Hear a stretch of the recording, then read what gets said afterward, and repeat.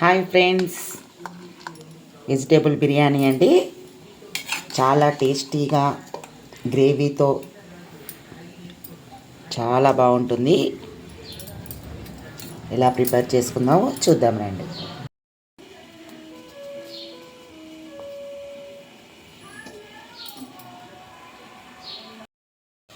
Friends, దానికోసం మనం ముందుగా మన దగ్గర ఉన్న వెజిటేబుల్స్ బంగాళాదుంప అయినా, క్యారెట్, క్యాలీఫ్లవర్, క్యాప్సికమ్, పచ్చి బఠానీ ఇవన్నీ కూడా శుభ్రంగా కడిగి ఉంచుకోవాలి.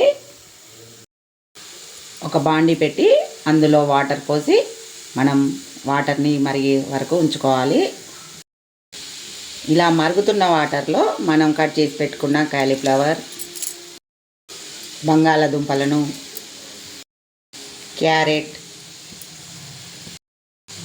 క్యాప్సికమ్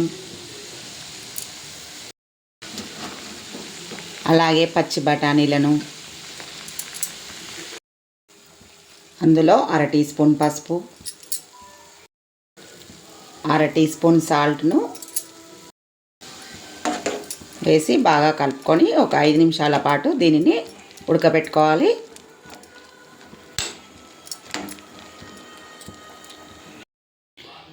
ఇలా ఉడికినటువంటి ఈ వెజిటేబుల్స్ అన్నీ మనం ఒక బౌల్లో తీసుకోవాలి.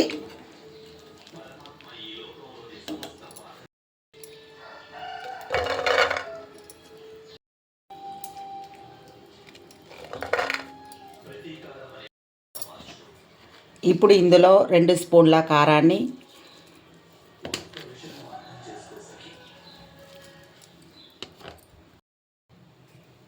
1 స్పూన్ సాల్ట్, 1 స్పూన్ జీలకర్ర, 1/2 tea spoon garam masala, 1 tea spoon dhania powder, 1/2 tea spoon పసుపు, 1 టీ స్పూన్ అల్లం వెల్లుల్లి పేస్ట్,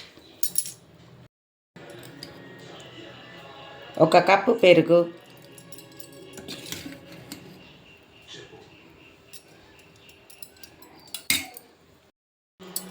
1 కప్పు పుదీనా, 1 కప్ కొత్తిమీర, కొద్దిగా ఆనియన్ ఫ్రై చేసి పెట్టుకున్నాయండి, 1 3 పచ్చిమిర్చి చీలికలు, నిమ్మరసం అండి, 1 పెద్ద సైజు నిమ్మకాయ రసం. ఇప్పుడు ఇందులో 1 కప్పు ఆయిల్ అండి, 1 స్పూన్ నెయ్యి అండి,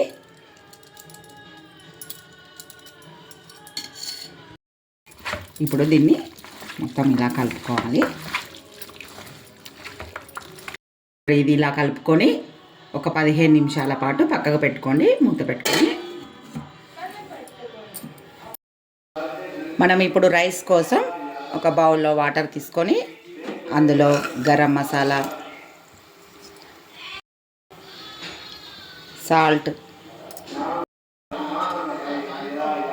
కొద్దిగా ఆయిల్,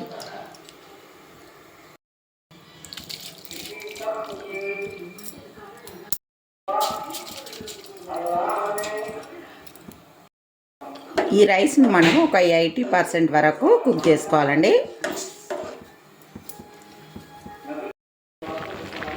చూడండి, రైస్ ఇలా 80% వరకు కుక్ అయిందండి. ఇప్పుడు రైస్ను మనం నానబెట్టుకున్న ఈ వెజిటేబుల్స్లో వేసేద్దాం.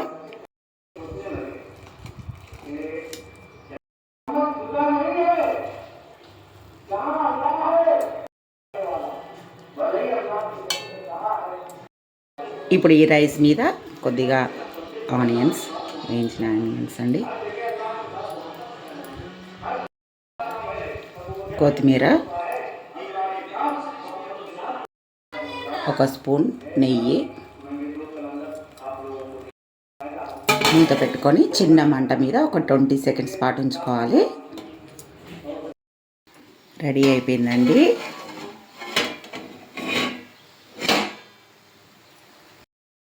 చూసారు కదా, ఎంతో గ్రేవీతో చాలా టేస్టీగా ఉండే వెజిటేబుల్ బిర్యానీ అండి.